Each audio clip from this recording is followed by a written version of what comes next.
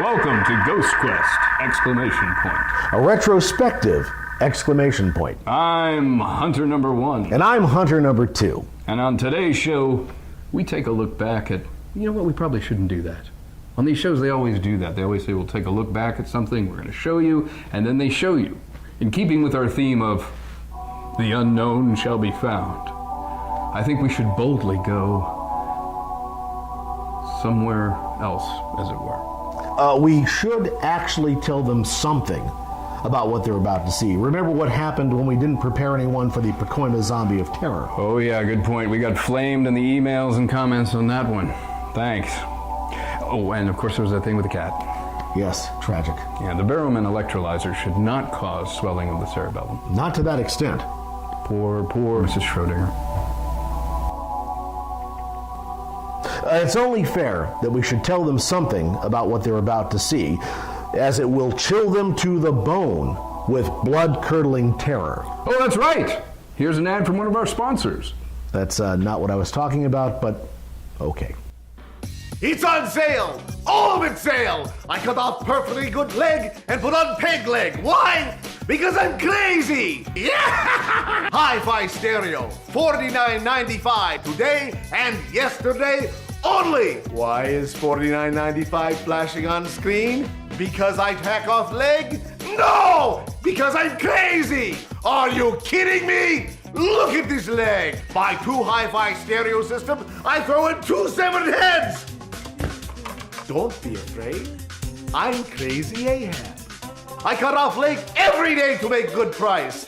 Have I got the peg leg for you? Cutting everything, including prices, today! Why? Are you kidding me? Because I'm crazy! $19.99, now $8.99. $1.99, gone!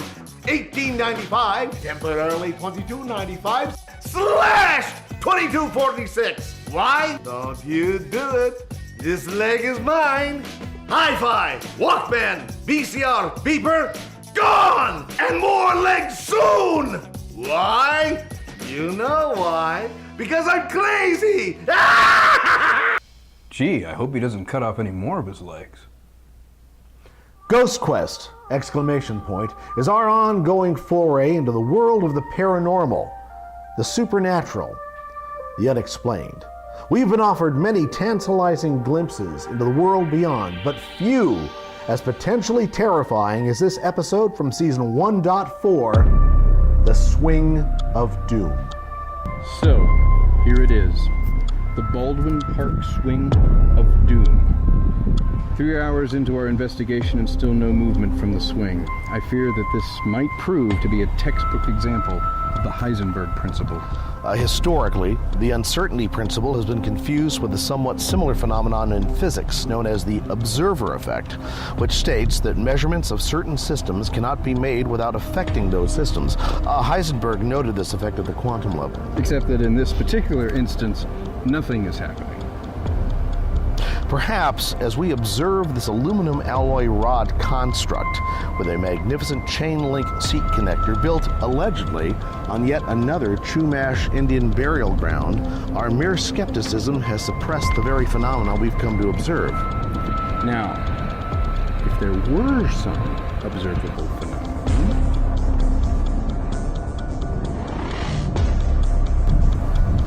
it would look something like this.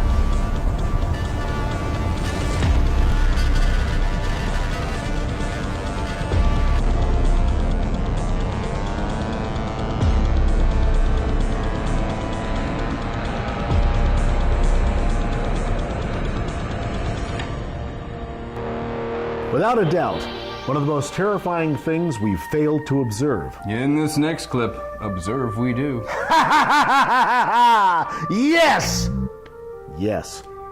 Yes, we observe the ghost droppings of Reptilio Man. In this episode from season 1.7, the terrifying evil of Reptilio Man. Now, even though we're searching for the ghost of Reptilio Man, we are using equipment that attracts a living being. Isn't that a bit like using a dog whistle to attract a fish? Precisely. So, what have you brought that will actually attract Reptilio Man?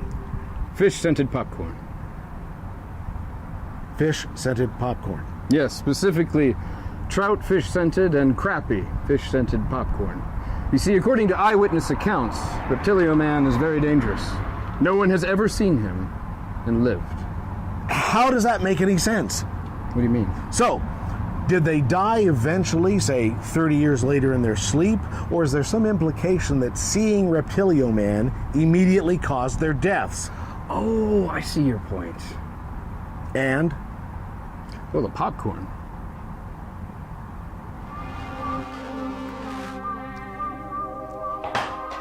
What lies beyond the locked door of death? Indeed, the locked door of death. There are many barriers to the unknown, many gateways left untraveled.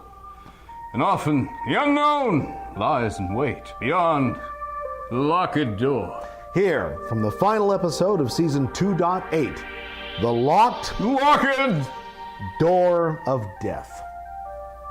How is it possible for a door to be locked from both sides? You did, however, mention a key. Yes, I did. I mentioned not having a key. Are you sure? Yes! Why would we be standing knee-deep in raw sewage if we had a key?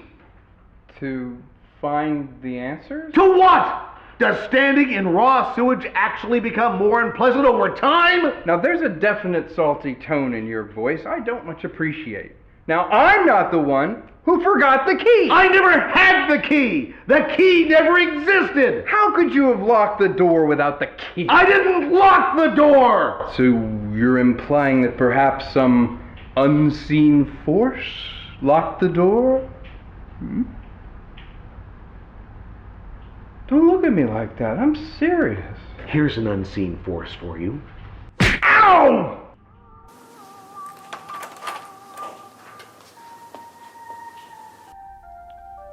Okay, Thor, our cameraman, requested this one.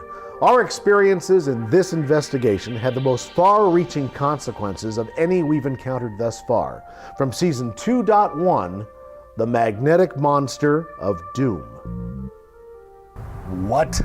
It was, as I said, something I've been working on for some time now. There's been much talk of these magnets and their magnetic fields down through the ages.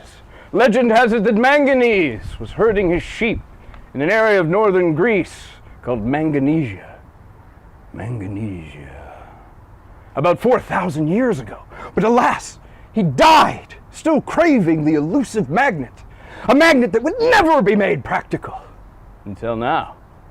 You wonder what I do when you drop me off after the show because I lost my license? Well, my friend, it's not sitting in front of the computer doing what you think. No. It's mostly creating the first handheld portable magnet. The South Pole was easy. Oh, it was easy.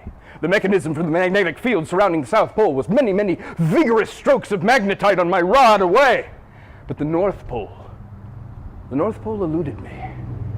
I had one pole of a magnet invented, but it would be years before I would stop going south and instead turn north, creating a balanced rod of not one, but two poles, north and south, whose attractive force was measurable and real, Spencer, as real as me telling you this now. Not some wild, unprovable flight of fancy like those of James Clerk Maxwell. No, this was a magnet. Real, metal, and I alone created it. It was me, Spencer. It was me all along. But that's not all, no! That's not enough! With truly powerful forces at work on my fevered brain, I created this extraordinarily powerful electromagnet, producing a magnetic field of 10 to the 11th Gauss. Wait, don't you think that's a bad idea? Huh?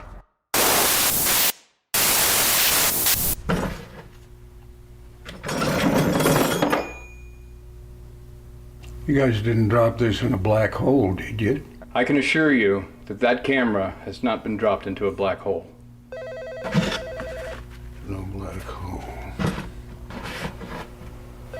Or expose it to an extraordinarily powerful electromagnet? What do you mean? Oh, like magnitude, Gauss times 10 to the 10th, 10 to the 12th. Kind of like the surface of a neutron star. I swear that equipment has not been on the surface of a neutron star. We are not lying. We wouldn't lie to you. Or the manufacturer. Not lying.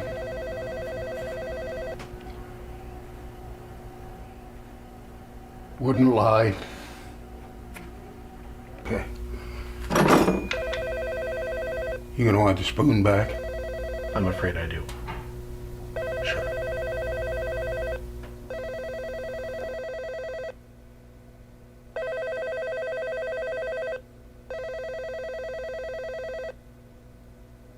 The magnetic monster of doom. It was me, all along. That's it for Ghost Quest Retrospective number 1.0. Subscribe to this channel for more episodes. Let us know what you'd like to see George Flatman and Spencer Billingsly investigate next. Follow us on Twitter at Ghost Quest Show, Facebook, and your nearest Ouija board. Spencer, there's a problem with the barium electrolyzer. To be continued.